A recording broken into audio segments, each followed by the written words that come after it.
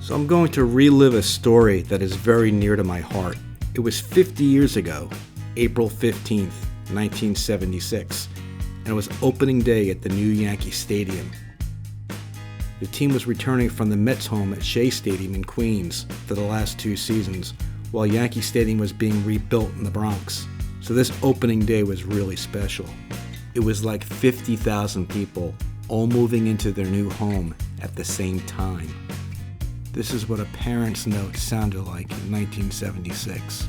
Dear Mr. Steele, please excuse John from school today at 10:30 a.m.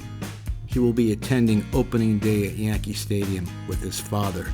This is a very special occasion for them, and we appreciate your understanding. Sincerely, Mrs. Mastandrea, dated April 15th, 1976. The typical Generation X parent wrote a note directly to the teacher. Unlike today, there was no middleman. There was no notification to the school attendance officer. If that's not bizarre enough by today's restrictive bureaucratic standards, it's what happened at 10:30 that was absolutely extraordinary.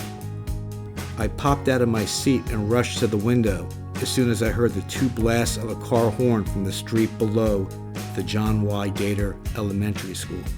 My dad's here to pick me up for the game, I announced excitedly to the whole class. You're free to go, John, said Mr. Steele. And in honor of opening day, there'll be no homework tonight for anybody. As my classmates cheered, I flew out of the room. I remember bounding down the stairwell 3 steps at a time. It took me less than 30 seconds to get out of that building. Just think how long the process would take today. My father didn't have to contend with the chaotic parent pickup line.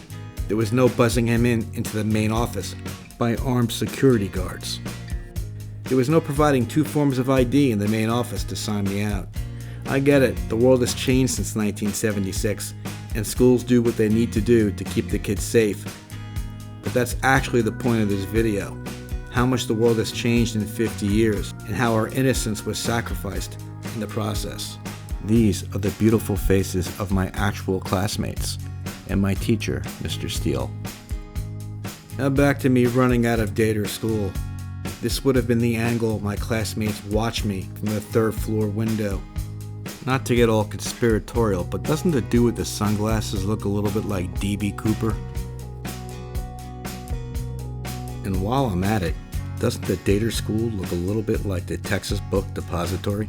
Similar buildings, I guess, but Oswald was looking down from the 6th floor.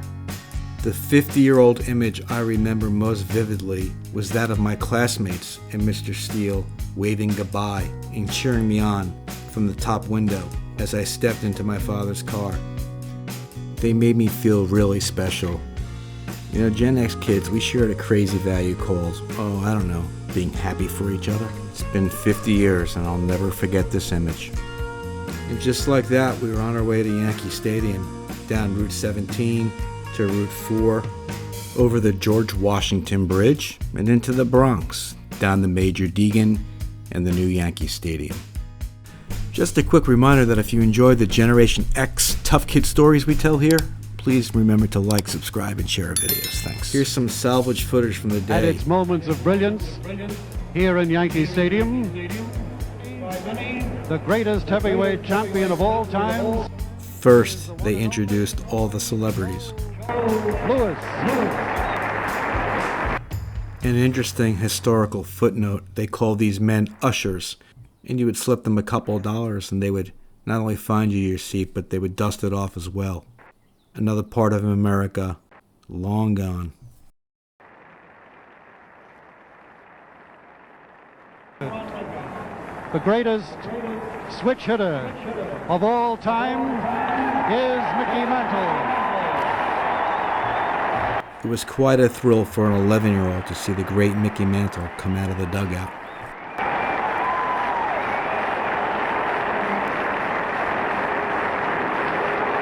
I'm going to freeze it right there just to point out that my father and I were sitting in section 31, row A, right down the right field line behind that railing. And it wouldn't be opening day in the 1970s without the Yankee Clipper, Joe DiMaggio. Mr. New York Yankee, Joe DiMaggio.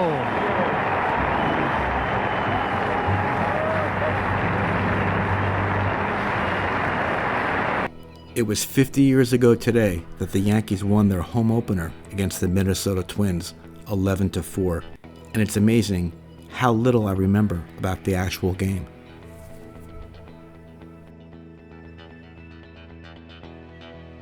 As souvenirs, I kept the Yankee scorecard, and I kept the 2 tickets for my dad and I.